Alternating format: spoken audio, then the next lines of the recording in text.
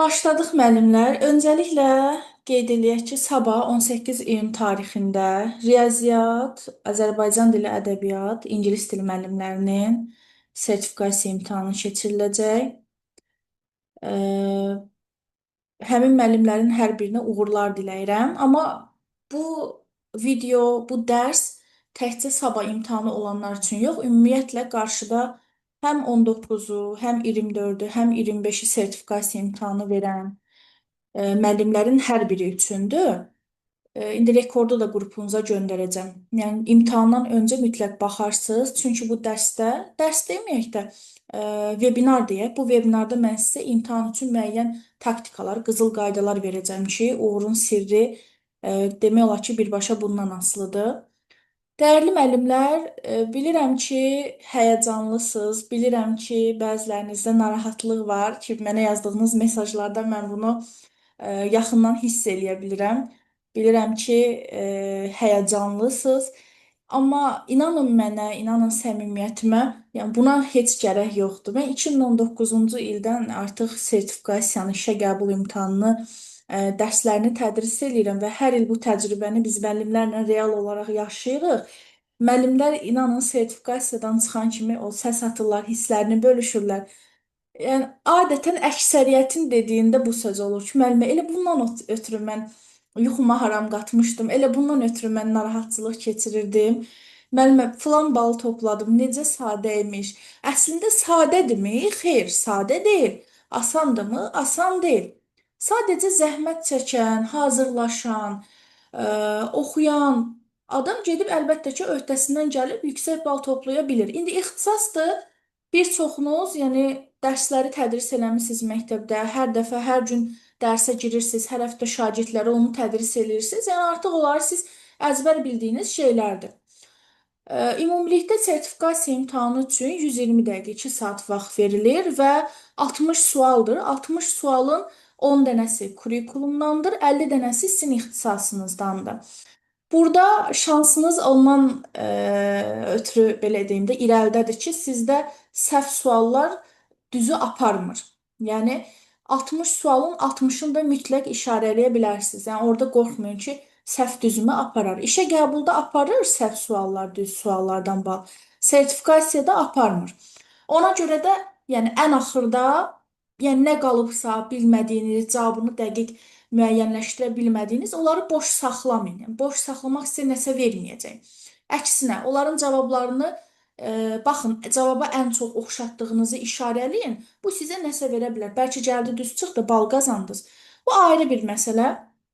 İkinci növbədə e, indi sabah riyaziyyat müəllimləridir, dil ədəbiyyatdır, ingilis dilidir. Üçü də ixtisas cəhətdən kifayət qədər samballı sualların olduğu bir ixtisaslardır.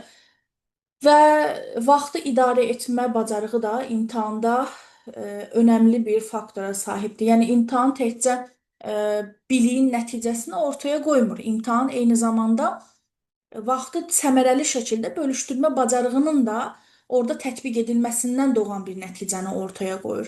Çox savadlı müəllim olur, çox yaxşı hazırlaşmış müəllim olur. Gedir nə olursa vaxtı idarə edə bilmir, gedir aşağı toplayır. Yəni ona görə də mütləq bu kimi şeylərə diqqət yetirmək vacibdir. Riyaziyyatçılar, yəni bilirsiniz ki, riyaziyyatdan 50 dənə sualdır və bu 50 dənə sualın əksəriyyəti, yəni deyək hardasa 45-i, 46-sı, 47-si hesablama tələb eləyir. İndi düzdür, siz illərdir riyaziyyatı tədris edirsiniz. Yəni ola bilsin ki, heç 30 saniyə ərzində siz onun cavabını aldınız. Amma yenə də hesablama hesablamadır. İnsan beyni, Carol Dweck nə deyir? Canlı bir orqandır. Beynimiz canlı bir orqandır, müəllimlər. Beynimiz yorulur. Siz düşünün, 50 dənə riyaziyyat, ədədlər, rəqəmlər, əməllər, hesablamalar o prosesi yerinə yetirib tamamladıktan sonra o beyin yorulur tamam. O beyin bütün enerjisini sərf eləyir. O beyin bütün fəaliyyətini qoyur ortaya.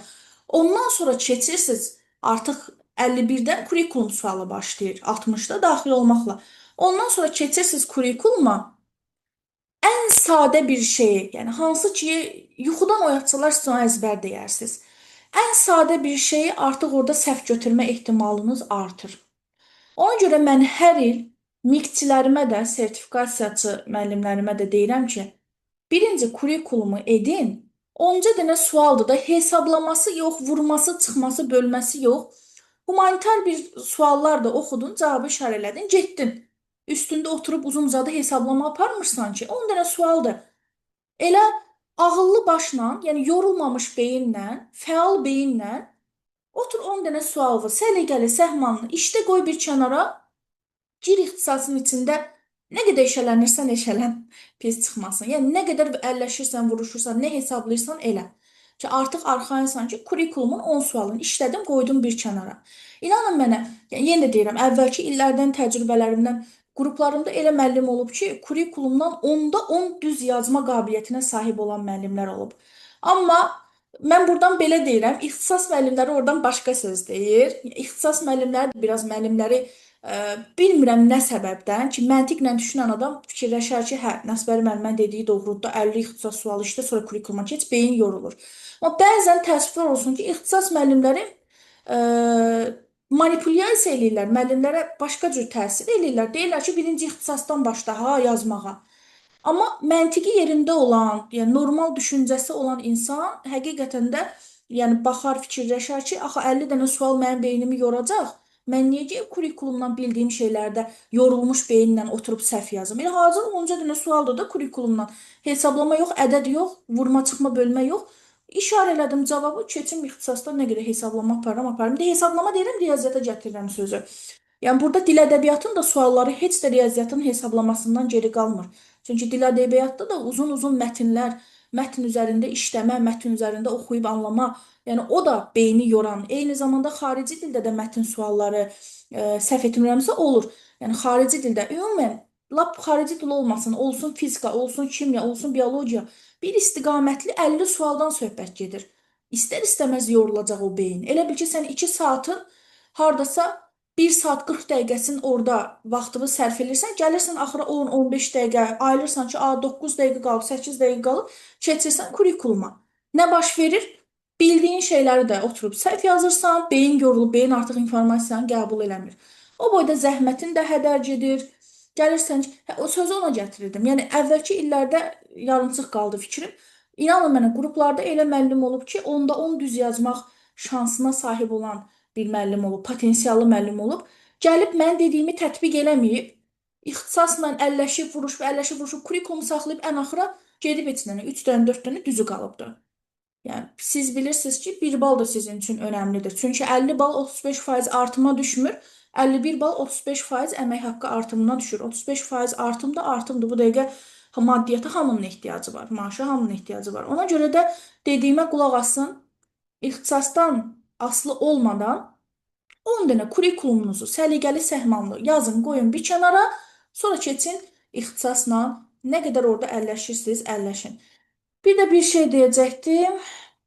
Nəsə, ağlımdan çıxdı, indi yadıma düşən. Hə, bu 60-cı kurikulum sualı artıq imtahanın son sualı olduğu üçün İndi mən unutmuşam orada ekranda necə yazılır, yadımdan çıxıb. Amma ehtimal eləyirəm ki, 60-cı sualın cavabını işarələdikdən sonra o birilərdə bizim oxuyan sınaqlarımız var. Görürsüz, növbəti vurursunuz. Axırıncı sualda artıq deyir testi yekunlaşdır. Yəni orada da 60-cı sualda diqqətli olun ha. Götürüb birdən onu da növbəti kimi görüb testi yekunlaşdıra vurarsınız da bədbəxtçilik olar. 60-cı sualda diqqətli olun. Təhlükəlidir o vəziyyət. Yəni orada baxın. Növbəti yoxdur artıq. 60 son sualdır. 60-ı da işarələdin, artıq vuranda bitir imtahan. Bal çıxır ekranda. Ona görə 60-ı yazdın, növbəti teması yoxdur orada. Qayıdırsan birinci sualdan, başlayırsan ixtisasa. İndi gəlin burada slaydlar qoymuşam sizin üçün. Onlara diqqət yetirək.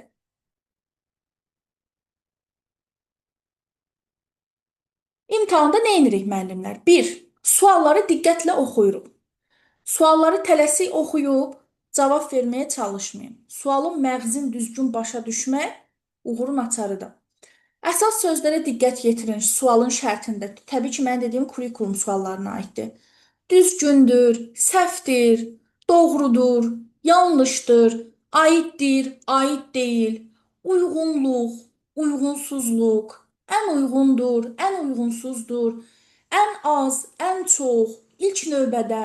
Yəni bunlara diqqət yetirin. Bəzən müəllimlər tələsik oxuyurlar.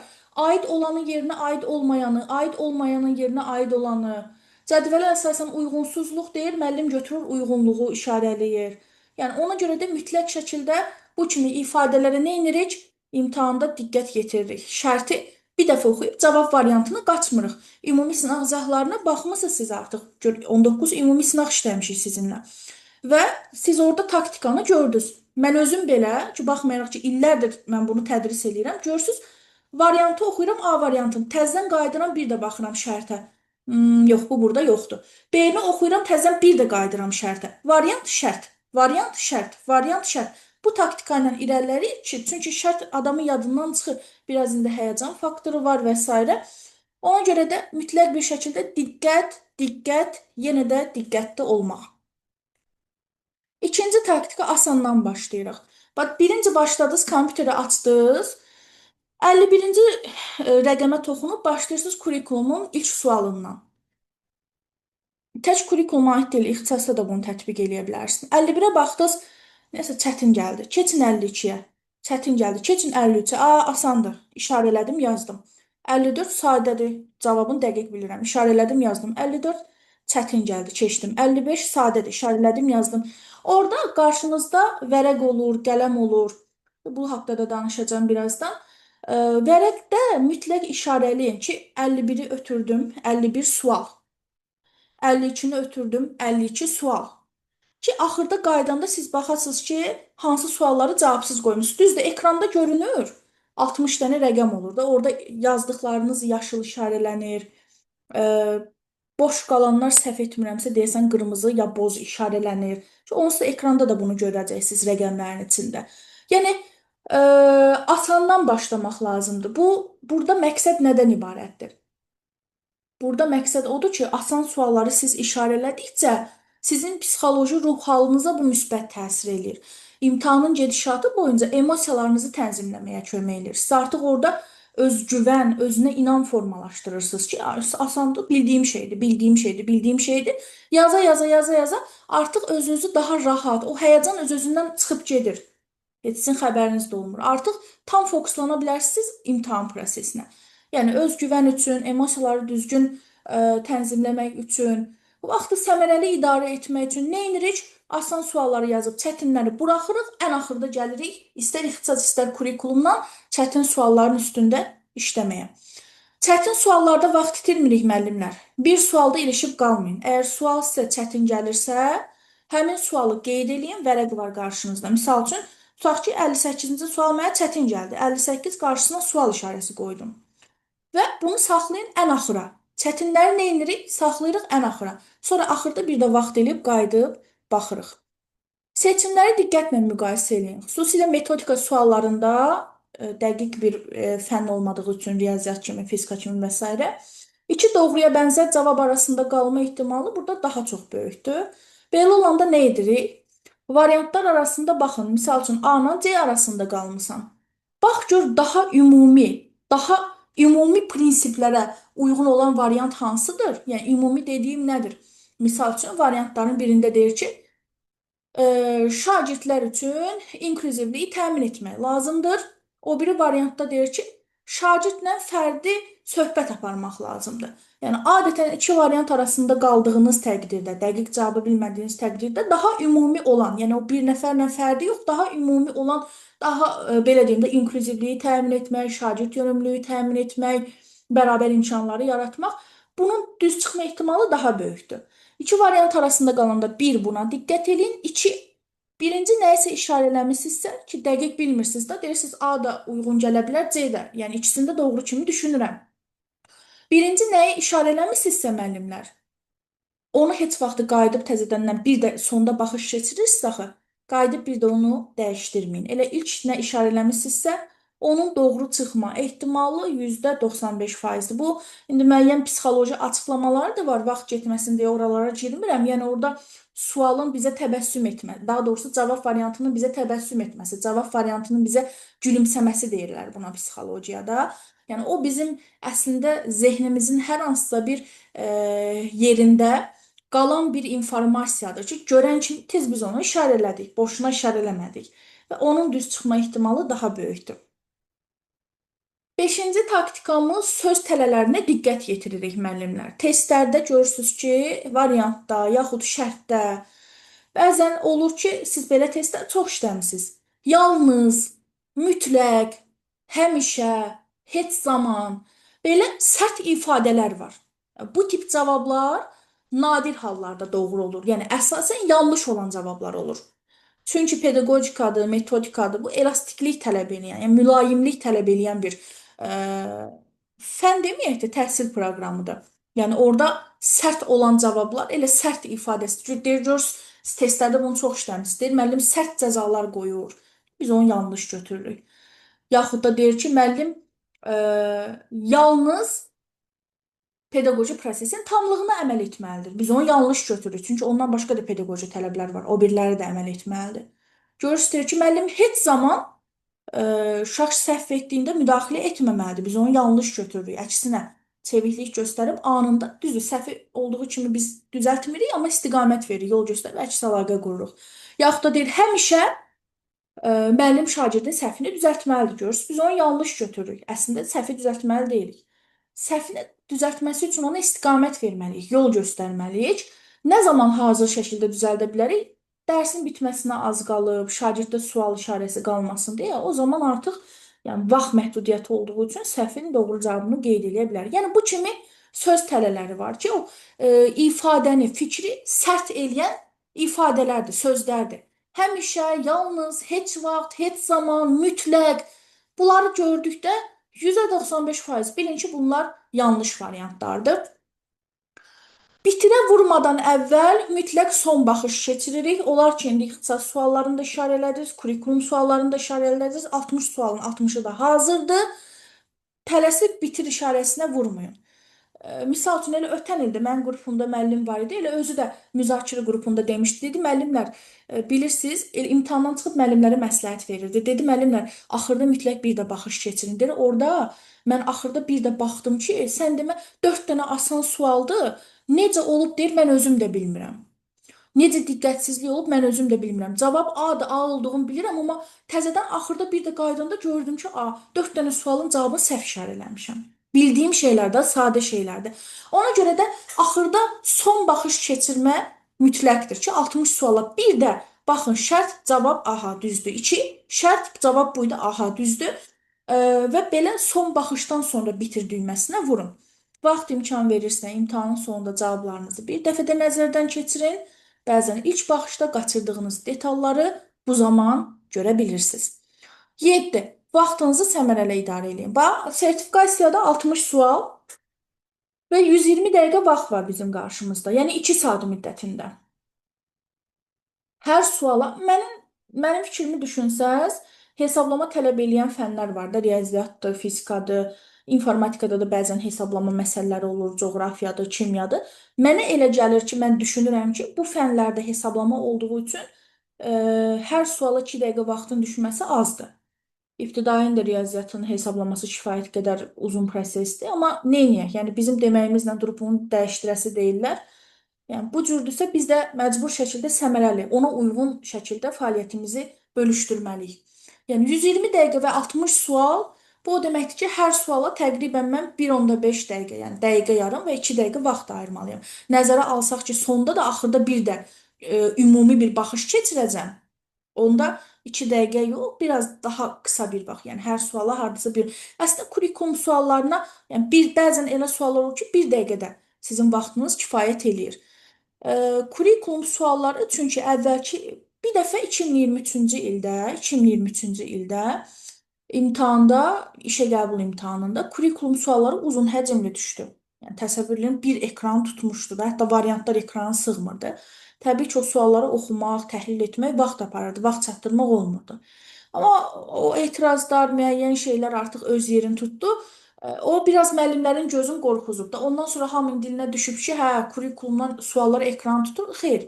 Yəni bu o demək deyil ki, yenə də elə olacaq. Bir dəfə 2023-də nə idisə oldu, bitdi, qurtardı, getdi, qaldı keçmişdə. Artıq siz sınaq işlədiniz də, Nazirlik sınaq keçirdi. Gör orada var idi o boyda ekran tutan suallar. Görsüz qısa, lakonik, bir cümlədən ibarət taksonomiyalar vermişdilər sizə.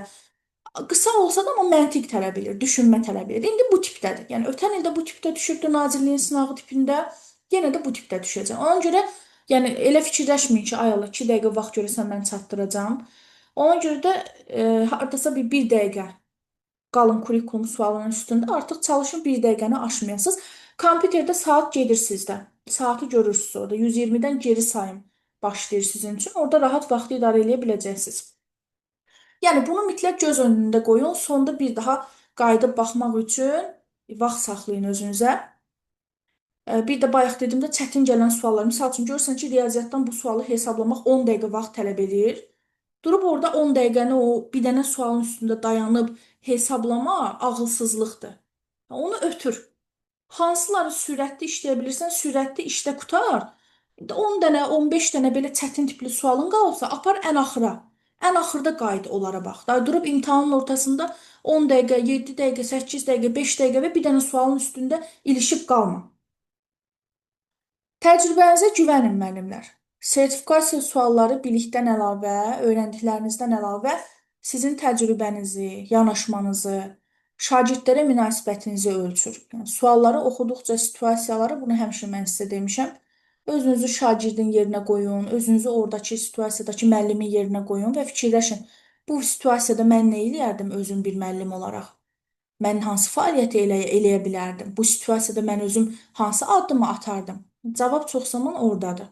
Yəni işə qəbul imtahanına gedənlər, bəli, böyük bir qismi müəllim fəaliyyəti həyata keçirməmiş insanlardır. Amma sertifikasiyada belə deyə bilmirik. Sertifikasiya imtahanı verən müəllimlər kifayət qədər təcrübəsi, sinif təcrübəsi olan, məktəb təcrübəsi olan, şagirdlərlə davamlı dərs prosesində olan müəllimlərdir. Ona görə də bu kimi situasiyaları öhdəsindən gəlməyiniz sizin üçün düşünürəm ki, daha asandır.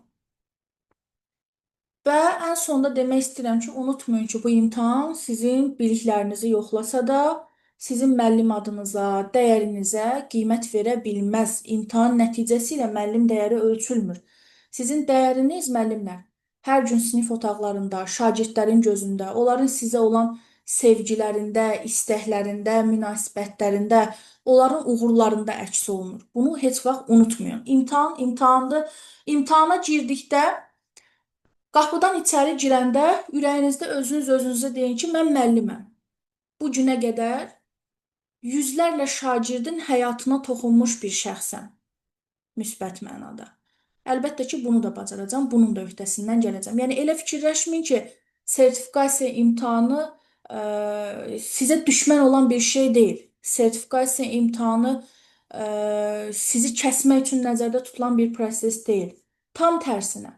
Oradakı nəticəniz sizi işinizdə daha peşəkarlaşdırır, daha özgüvənli olursunuz, daha özünə inamlı olursunuz, daha çox motive olunmuş olursunuz, daha çox stimullaşırsınız. Mən dəfələrlə görmüşəm, sertifikasiya imtahanı verib nəticəsini ortaya qoyan müəllim artıq yeni tədris ilinə elə bil ki, təzədən yenidən anadan olub, yenidən doğulub. O qədər motivasiyalı, o qədər həvəsli, o qədər effektiv başlayır ki, coşqu ilə, həvəslə artıq gedib imtahan nəticəsini qoyub axı ortaya. Artıq bir özgüvən, bir qürur. Bax, bu sizin əslində bir qürur mənbəyinizdir. Sizə düşmən deyil bu imtahan. Və imtahana gedəndə də bir dənə şəxsiyyət vəsiqəsini aparmağınız kifayətdir. Orada sizə içəridə su da verirlər hər kəsə, kağız da verirlər hər kəsə, qələm də verirlər hər kəsə. Telefonlar da ki, onsuz da cibdə girmirsiniz içəri. Yəni alırlar sizdən, çanta da alırlar. Belə bir torba var, içinə qoyub möhürləyirlər. Yəni onu əlinizdə ora-bura hərləməmək üçün yanınızda kimsə gedəcəksə, elə həyətdə kim gözləyirsə verin ona saxlasın. Bir dənə şəxsiyyətlə daxil olun, rahatçılığınız üçün, o mühit üçün. Bir dənə şəxsiyyət vəsiqəsi. Qalan başqa heç nə, ay vərəq aparım, qələm aparım, nə bilim, su aparım, ehtiyac yoxdur. Özləri sağ olsun, hər şeylə sizi təmin eləyirlər. İndi biz illərdir müşahidə edirik ki, ola bilər ki, olması ehtimal oluna bilən bir şeydir. Çünki tək bir dənə məkanda yox, ölkə üzrə bir çox məkanda, Bakıda, nə bilim, Kürdəmirdə, orada, burada eyni anda hamı sistemə girir, sertifikasiya imtahanı başlayır. Və bunlar kompüterlər şəbəkə ilə bir-birinə bağlıdır. Və bəzən elə olur ki, sistem çökür, dayanır. o sizi narahat eləməsin. Yəni indidən özünüzü hazırlayın ki, ola bilər ki, sabah tutaq ki, imtahan, tutaq ki, deyirəm, səhər 9-da başlayır. Fikirləşirsiniz ki, 10, 11-də qurtaracam da 2 saat müddətindədir. Ola bilər ki, 11-də yox, siz oradan saat 1-də çıxasınız. Tutaq ki, saat 12-də çıxasınız. Bu olan bir şeydir, təbii bir şeydir. Əslində olmaması daha yaxşıdır peşəkarlıq cəhətdən. İndi neynək ki, olur da, yəni hər il. Yəni, indidən deyirəm ki, özünüzü buna hazırlayın. İçəridə ola bilər ki, donsun kompüter. Görürsünüz ki, anı işarələyirsiz, işarələnmir. Onda səbirli olun. Emosiyalarınızı doğru tənzimləyin və sizdə donubsa hamıda donubdur. Sizin kompüterinizdə nədirsə vəziyyət, hər kəsdə eyni vəziyyətdir. Respublika üzrə bütün bölgələrin hamısının imtahan mərkəzlərində eyni mərkəz. Donanda hamısında birdən donur. Ona görə qəti narahat olmayın. Yəni siz işləyə bilmirsinizsə, oradakı heç kəs işləyə bilmir. Və o nə qədər müddət sizdən alınırsa, hətta onun üstünə də qoyurlar biraz. Misal üçün 5 dəqiqə dolmuşsa, bir 10 dəqiqə əlavə vaxt əlavə eləyirlər sizə. Görürsüz, ekranda saat yazılıb. Misal üçün 10 dəqiqə getmişdi imtahandan, 120 düşmüşdü 110-a. Görürsüz ki, təzədən 10 dəqiqə üstə əlavə elədilər. Qalxdı 120-yə. Yəni o sizi narahat eləməsin. O gedilən vaxtdan da çoxunu üstünə qoyub sizə verirlər. Yəni o imtahan ay çatdıra bilməyəcəm, ay dondu, belə panikaya girməyin. Yəni onlar özləri içəridə tənzimləyirlər, hər şeyə empatiya duyaraq yanaşırlar. Başqa nə deyəcəkdim? Bundan sonra yuxu rejiminizə fikir verin. İndi saat neçədir? Artıq 8-ə qalır. Səhərdir də böyük ehtimalla seanslar. Yıxılın, yatın. Beyniniz qoy dincəlsin. Beyniniz aktiv qalsın. Bəzən müəllimlər yanlış eləyirlər. Ay qoy biraz da o testə baxım, biraz da bu testə, bu sınağa baxım, o YouTube-a baxım, bu Telegrama baxım. Beyni yersiz yerə yormayın. Faydasız yerə yormayın müəllimlər. Yatın, dincəlin, qoy beyin istirahət eləsin. İndiyə qədər zəhmət çəkmisiniz, indiyə qədər oxumusunuz, çalışmısınız, gecələri yatmamısınız, kitabla, dəftərlə əlləşmisiniz, vuruşmusunuz, həm ixtisasdan, həm kurikulumdan və mütləq bunun bəhrəsini sabah imtahanda görəcəksiniz. Artıq gün o gündür. Artıq sabah imtahan nəticənizi, o zəhmətinizin bəhrəsini görəcəyiniz gündür. Ona görə də bura qədər nə etmisinizsə etmisiniz və inşallah ki, Allah hər birinizə sabah üçün, birisi gün üçün, imtahan verən hər kəs üçün zehin açıqlığı versin. İmtahana gedəndə də ac qarnına getməyin. Çox yeyib getmək də yaxşı deyil, ac qarnına getmək də yaxşı deyil. Çünki imtahan yenə də deyirəm, 2 saat düşünməyin. Ola bilər imtahanda içəridə donma prosesi olsun, 1 saat da uzansın, saat yarım da uzansın. Bunlar illərdir gördüyümüz şeylərdir. Yəni ona görə indidən hazırlayıram sizi. Ürəyiniz üzülər ac getsəz içəridə. Ürəyiniz üzülər və deyirik o ac beyin işləmir. Ona görə də normal səhər yeməyi yeyin. Su da içəridə onsuz da 10 stəkan da istəsən 10 stəkan da verəcəklər. O problem deyil. Bəzən müəllimlər nə bilim imtahandan öncə bəzi dərmanlar atırlar, sakitləşdirici. Nədir onun adı? Sedaflor B-dir, nə bilim, valeriyan zadı içirlər. Çalışın bunlardan uzaq durun. Çünki o biraz insana yuxu gətirici təsir göstərir və kompüterin qabağında gözün ora baxır, amma zehin yatır. Ona görə də o şeylərdən uzaq durun. Nə olub ki, şükür Allaha, imtahandır da bu nə sizin üçün ilk imtahan deyil, nə son imtahan deyil. Həyatınızda, karyeranızda, işinizdə olan bir pillədir. İnşallah irəlidə bundan sonra daha yüksək pillələrə çıxacaqsınız. Bundan sonra daha çox uğurlar əldə edəcəksiniz, daha çox nailiyyətlər əldə edəcəksiniz. Və Allah eləməsin, Allah eləməsin. Olmadı, elə oldu belə. Yəni sizi kimsə işdən çıxarmır, sizin kimsə maaşınızı əlinizdən almır, kimsə dərs saatınızı əlinizdən almır. Dövlət sağ olsun, bir ildə sənə şans verir ki, get təzədən bir ildə hazırlaş, gəl növbəti ildə bir dənə də imtahan ver. Yəni burada qorxulu nə var ki, da bundan artıq nə istəyirik ki? Ona görə də rahat olun, relaks olun. Sualları oxuyanda belə dərindən bir nəfəs alın, ki, qoy beyinə oksigen getsin, rahat, açıq beyindən suallara fokuslana bilək. Başqa nə deyəcəkdim? Deyəcəklərim bu qədər. Nə sizi çox yormaq istəmirəm, çox yükləmək istəmirəm. Yəni bir dənə uzun sözün qısası, rahat olun. Siz indiyə qədər, yəni gör neçə illərdir ki, müəllim kimi fəaliyyət göstərirsiniz. Şagirdlərinizə hər dəfəsində güvən verirsiniz, motivasiya verirsiniz, ruhlandırırsınız. Onları neçə-neçə imtahanlara buraxılışa, qrup imtahanlarına hazırlaşdırırsınız. Yəni indi isə sıra sizdədir. Onlara necə təsir edirsiniz? Müsbət təsir. İndi də özünüz özünüzə müsbət təsir edin. Daxili motivasiya keçmişdik sizlə. Robert Kanyenin öyrənmə şərtləri nəzəriyyəsində. İndi özünüz özünüzü daxili motivasiyalandırın ki, bu emosional tənzimləmə cəhətdən hər birimizdə vacib olan bir bacarıqdır və rahat bir şəkildə, qəşəng bir formada gedin imtahana. İmtahan qapısından içəridə girəndə özünüz ürəyinizdə deyin ki, mən ən yüksək balla çıxacağam buradan. Gedəndə də qəşəng geyinin, keçinin, makyajınızı eləyin. Rahat geyimdə olun. Yəni toy geyimi geyinim, ayağıma ayaqqabı vursun, saçımı broşka sıxsın, fikrim orada qalsın, suallar qalsın bu tərəfdə yox.